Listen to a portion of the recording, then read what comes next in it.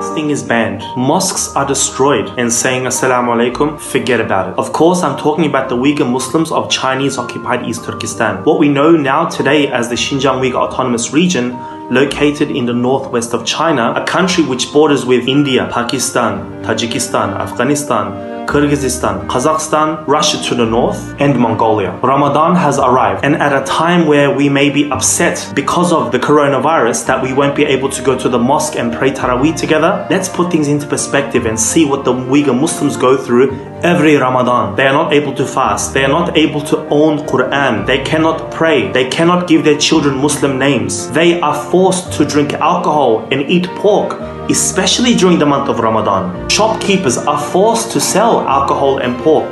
Uyghurs are not allowed to go to Hajj. So any form of Islam is totally banned. Even saying Islamic phrases like Assalamu alaikum, Subhanallah, Alhamdulillah, Allahu Akbar, forget about it. This will land you in a concentration camp. You may have seen in the media recently the vast majority of concentration camps arbitrarily detaining Uyghur Muslims simply for having a beard or wearing hijab or practicing Islam in any way. These camps are the same, if not worse, than what happened to the Jews over 75 years ago.